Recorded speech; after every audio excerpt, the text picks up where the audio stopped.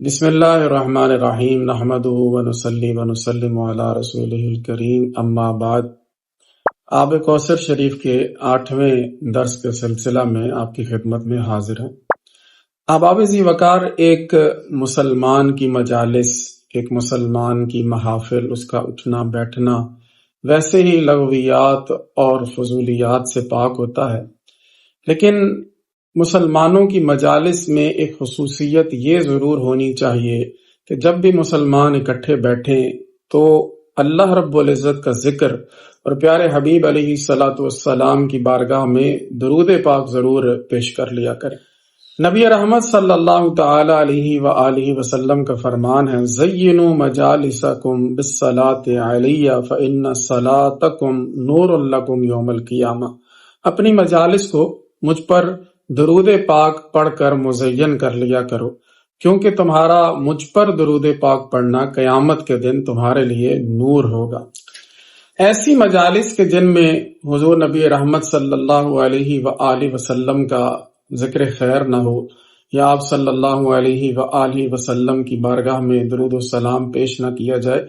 ان مجالس میں خیر کا کوئی پہلو نہیں ہوتا، بلکہ حضور نبی رحمت صلی اللہ علیہ وآلہ وسلم کے فرمان کے مطابق تو وہ لوگ جو اکٹھے بیٹھے اور انہوں نے اللہ رب العزت کا ذکر نہ کیا، حضور کی بارگاہ میں درود نہ پڑھا، تو گویا وہ ایک بدبودار مردار کے اوپر سے اٹھے۔ حدیث پاک سماعت فرما لیجئے، سیدنا جابر رضی اللہ تعالی عنہ آپ روایت فرماتے ہیں کہ آقا کریم صلی اللہ علیہ وسلم نے فرمایا کہ کچھ لوگ جو جمع ہوتے ہیں اور پھر جدا ہو جاتے ہیں، اٹھ جاتے ہیں اپنی مجالس سے اور اپنی ان مجالس میں اللہ کا ذکر کرتے ہیں، نہ رسول مکرم صلی اللہ علیہ وسلم پر درود پاک پڑھتے ہیں، تو ان کی حالت ایسی ہے کہ گویا وہ بدبودار مردار کھا کر اٹھے۔ لہذا ہمیں چاہیے کہ جب بھی مسلمان کہیں پر جمع ہوں تو اپنی مجلس میں، اپنی محفل میں حضور نبی رحمت صلی اللہ علیہ وآلہ وسلم کا ذکر خیر درود پاک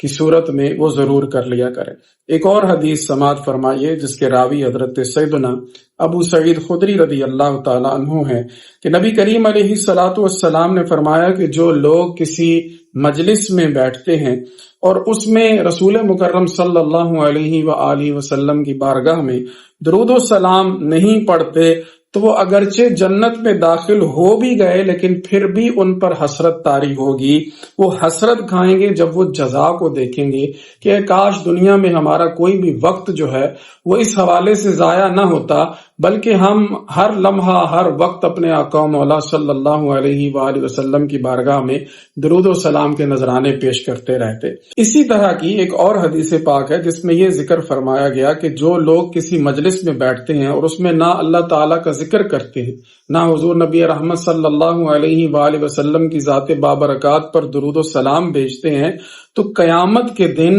یہ محفل، یہ مجلس، یہ ان کے لیے نقصان کا باعث ہو جائے گی، اور پھر یہ ہوگا کہ انشاء عذبہم، اگر اللہ چاہے تو ان کو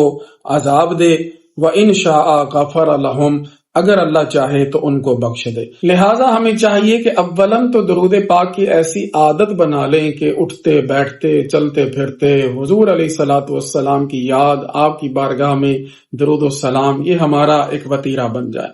اور پھر یہ ہے کہ جب بھی کہیں ہم اکٹھے ہوں، کسی مجلس میں بیٹھیں، تو اس مجلس میں اللہ رب العزت کا ذکر اور پیارے حبیب علیہ الصلاۃ والسلام کی بارگاہ میں درود و سلام ضرور پڑھا کریں۔ اللہ رب العزت ہم سب کو عمل کی توفیق عطا فرمائے۔ وآخر دعوانا الحمد للہ رب العالمین۔